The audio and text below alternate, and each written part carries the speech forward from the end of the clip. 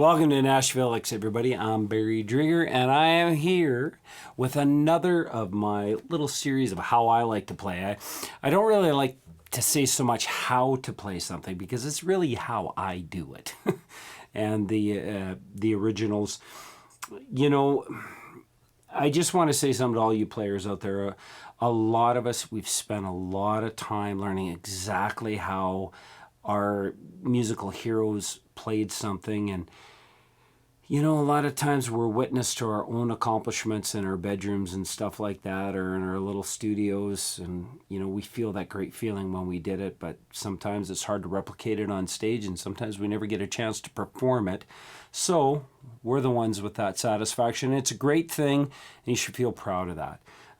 Many times I've done that in the past, but as later on as I get in life, I kind of learned a phrase, and it's good enough for now.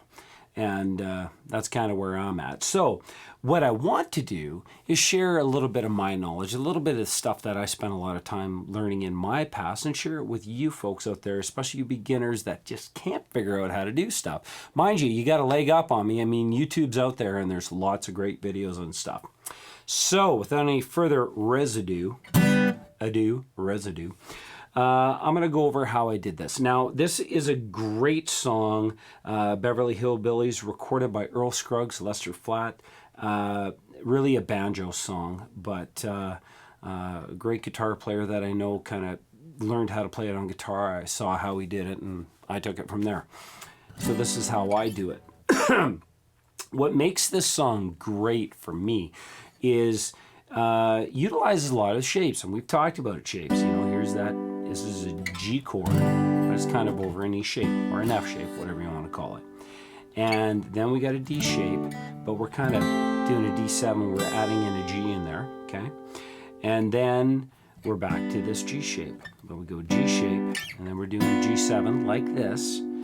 And this pattern repeats itself too, by the way. And then a C, and then there's that repeated pattern, but that's an A7. And then we're doing a little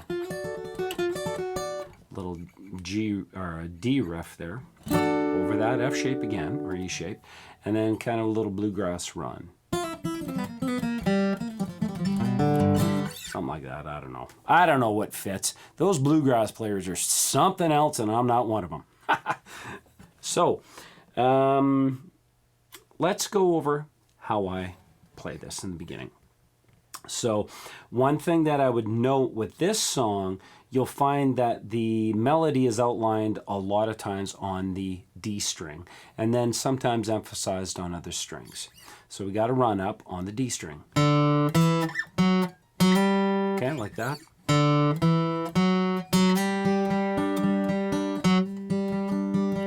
So let's maybe take some time and look at this.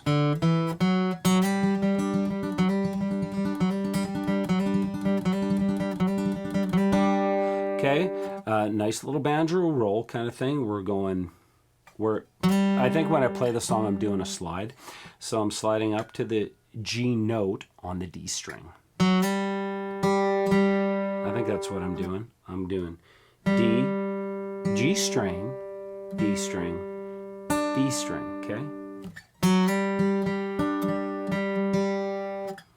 I'm going to do it really slow. I find when I try to call it out, I kind of mix myself up, and I don't want to confuse anybody out there. So maybe what I'll do is I'll put some little letters on here somehow.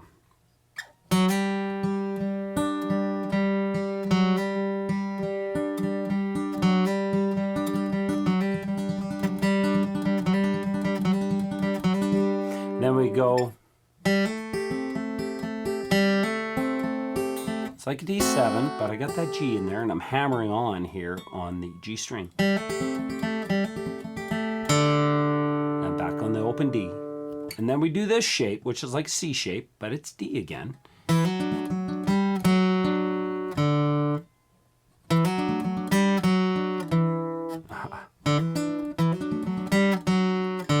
Then we're back to this.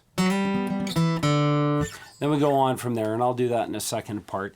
There's probably enough for somebody that's never really tried to play like this to just just work on this for now. Anyhow, Nashville Licks, I'm Barry Drieger. Thank you so much for taking your time. And thank you for the comments. I had somebody comment that they really liked Alan Jackson's version of Ring of Fire, and there's some good licks in there. And thank you very much for mentioning that. And I'm definitely going to listen to that a little closer. And who knows, maybe do something on that down the road. Check out the link in the description. I have some tablature available for free for anybody that's interested. At any rate, Barry Drieger, Nashville Licks, thank you so much for tuning in. And we'll see you in part 2 of the Beverly Hillbillies.